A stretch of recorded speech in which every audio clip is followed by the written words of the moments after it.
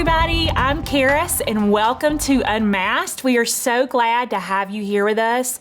What we do here every week is we talk about those real hurts and real struggles that we all deal with, but we work on those together and we find real ways to pour hope into those areas and to overcome them through our life, through our journey. So we're glad to have you here. Very quickly, just so you know, you can find us on Spectrum 180. We are also on the Roku and on Facebook Live. We are excited that the Mike Coleman Television has a podcast, so you can find us on all those platforms. A lot of great shows, a lot of great content. So we would love for you all to follow us there. I want to take a minute and just thank you guys for all of your support over the last few weeks through all the book signings that we have had here in Coleman for Anxiety Elephants. You guys have been amazing at coming to see me and purchasing these books and supporting our local area places to shop from. So I wanted to thank you for that. Some of you have asked, where can we find more of your content? So you can follow me at CarisSnider.com. And we are also excited to announce our partnership with Books A Million. They have picked up the Anxiety Elephants devotional. So if you are watching and maybe you don't like to shop Amazon, you like to go to a bookstore, Books A Million may be one close to you if you are outside of this North Alabama area. So just be watching their shelves. They'll be having their shelves stocked soon, and we will be doing book signings there very soon. I'm giving you some dates for that, but just so thankful for your support on this journey that we've been on. It's been amazing what God has been doing, and that I've had the opportunity to meet so many of you. So over the last few weeks, what have we been talking about? We've been talking about anxiety, right? And how anxiety can affect your life, what some of those triggers are, how to cope with that. And then last week on the show, we talked about how maybe you're not dealing with anxiety right now. You're in a good place, but you want to help those friends or those coworkers who are struggling. So last week on our show, we gave you some tips on how to help them and how to encourage them. So this week, we are talking about self-care. Self-care is not selfish, y'all. It is actually a really good thing. As I was driving into the show today, I was hearing a couple of statistics on the radio, and the average work week here in the United States, the average work week, 47 hours. So it's over a 40-hour work week. So let's put this into perspective. That means that 85.8% males typically work longer than a 40-hour work week, and then 66.5% females work longer than a 40-hour work week. Now, I will say this, they probably did not put stay-at-home moms in there, because I know you work longer than those 40 hours, but that's over 50%. 50% of us in the United States, we are working longer than a 40-hour work week. So I would ask this, what are you doing within that week to take care of yourself? What are you doing to unplug and just allow your body and your mind to take a break, to have rest, and to recharge? And for many of us, we're not doing anything. And taking care of our body, our mind, and our soul is so important. We are very much a people who want to help others. We want to encourage others. We want to build each other up, just like we do here weekly on the show. We are wanting to work through those struggles together. But the thing is, we cannot pour from an empty cup. And if we're empty, then that's going to keep us from operating in those passions and those things that we really want to work in. So as we've talked about anxiety, and over the next few weeks, we'll talk about other things like depression and stress. A lot of that comes from being overwhelmed and being overworked and being burnt out. Maybe some of you today, you're watching and you're like, yes, I feel burnout. And what can typically happen if we're not working on those areas is we will try to numb that pain that the burnout causes and that overwhelming feeling causes with things that are not helpful for us. So what we're wanting to do this week as we talk about self-care is to look for ways that we can work through that burnout and maybe not even get there. Maybe you're not to the burnout point yet, but you're getting close. So what we want to do this week is unmask some things to help you push past that and not allow yourself to get there. So I found this really cool story in the Bible, in the Old Testament. This is actually found in Exodus chapter 18, verses 13 through 26. You can go find it later on in your own free time. But this is talking about Moses and his father-in-law, whose name is Jethro. They were talking. Jethro had come to visit Moses, and he was listening to all that God had been doing as they left Egypt, and now they're in the wilderness headed to the promised land. And so the next day they get up, and Jethro goes to see what Moses does in his regular day. And what he saw was that Moses was sitting, he was the only judge in the land, and all the people, all the Israelites were bringing all the things, all their complaints, all their grumblings to him. Now, first of all, can y'all imagine if you had to listen to everybody's complaints all day long? So what Jethro noticed is that Moses is hearing all of these complaints from morning until evening. That is all he did. And he's trying to help these hundreds of thousands of people work through these issues. And what Jethro said, this is verses 17 and 18. He said, "What you are doing is not good. You and these people who come to you will only wear yourselves out. The work is too heavy for you, and you cannot handle it alone." So he noticed that what Moses was doing was not good. He was not going to be able to handle it alone. And if he continued in that path, he was going to burn out and not be the leader that God needed him to be.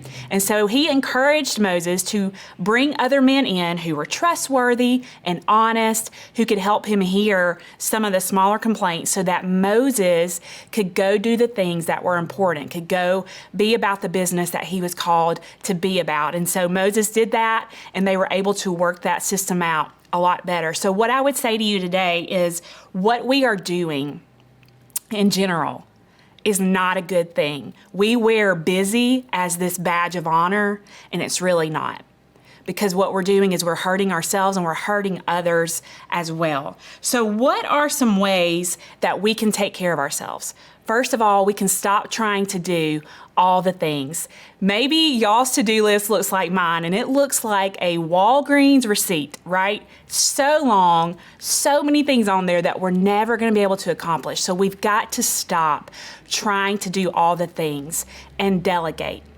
It is a good thing for you and for me to ask for help. There are so many people out there who can do things better than me, and then there are things that I can do better than them. So just imagine if we take those gifts and those talents and we partner together, how much farther we can grow in our own lives and how much farther we can take others along with us. So we want to stop trying to do all the things, and we want to delegate and include others into our lives.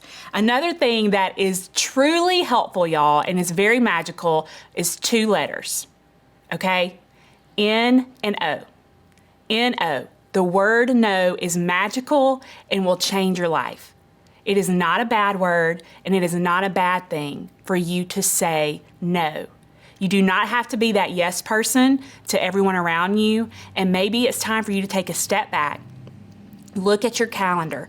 Write down all the things that you're doing and say, what can I say no to right now? It may not be that you say no to that forever, but what do you need to say no to right now to open up that time to maybe allow you to focus on great things, not just all the good things, but the great things that you could be doing in your life.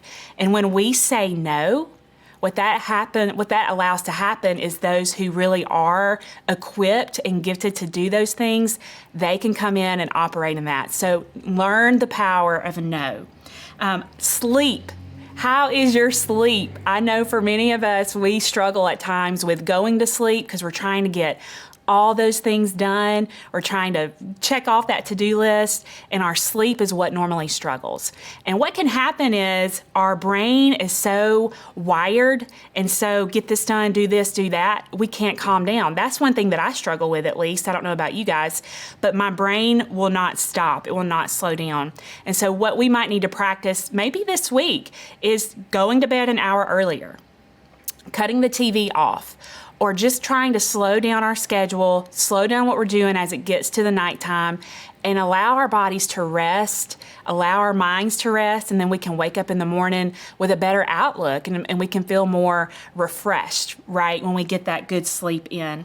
Find something fun or relaxing to do. When we are type A or we're working those 40 plus hours a week, sometimes why we feel guilty, but I don't know. We feel guilty about finding something fun to do. It's not a waste of your time to find a hobby that you like. I mean, it's not a bad use of your time. It's actually a great use of your time to find something fun or something relaxing that you like to do.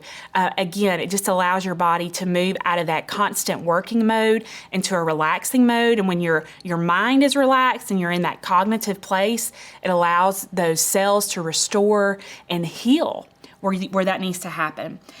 Exercise and drinking water, I know you're sitting there thinking, well, how am I going to find time to do that? Well, when you're saying no to things and taking things off of your schedule and you're getting that sleep, what may happen is you may wake up earlier just by yourself. And so what you can do with some of that time is just take 20 to 30 minutes.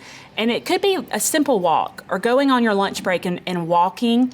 It could be finding a gym membership that you can get and go with a friend. But when you are active, again, it allows your body to burn those toxins and those negative fuels that are in your body. It allows it to get out. And on top of that, when you're exercising, drinking water is a huge plus. For many of us, we love to drink our coffee and we love to drink our caffeinated drinks, those Cokes, those diet drinks.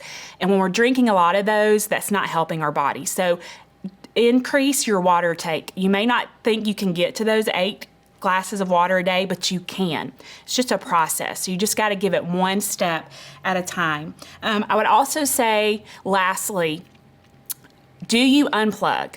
Do you unplug from your social media, from your electronics? This will be something that we talk about later on in coming weeks, but we as a people, this is not just our students and our teenagers, we are addicted.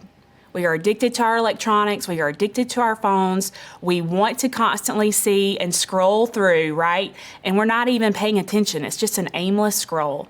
And we're allowing it to fill our brain, to fill our thoughts, to fill our mind. And a lot of times what is happening when we are plugged in all the time is we're comparing ourselves. We're looking at what others are doing and what we're not doing. We're looking at what others are accomplishing and what we're not accomplishing. And what happens is we compare our behind the scenes to their highlight reel when we have no idea what they went through to get there. So we've got to unplug and we have got to stop comparing and having that negative self-talk that is going on in our mind and take a break. Take a pause, take a rest and say, okay, God says I'm fearfully and wonderfully made. He created me for a reason and a purpose, and it is not theirs. Kudos to them for what they're doing, but let me pause and let me find what I'm called to do and say no to all these filler things that I'm trying to fill my schedule with and just say yes to those God things, those great things that He created me to do. So I hope these tips for you for self-care throughout this week and the coming weeks will help you figure out a way of saying no and being confident in knowing that it's not a bad thing to take care of yourself and it will actually help you to take care of others. Now, next week, we are going to be talking about test anxiety. I've had a lot of you ask me about test anxiety specifically and also anxiety when it comes to competing in sports or performing. And you've talked about how do you cope with that type of anxiety. And that's a real thing. I can remember test anxiety as a student. I'll share a story with you about taking my driver's ed test next week. So make sure that you come back and you watch us over the next couple of weeks. Thank you guys for joining us today, and we'll see you soon.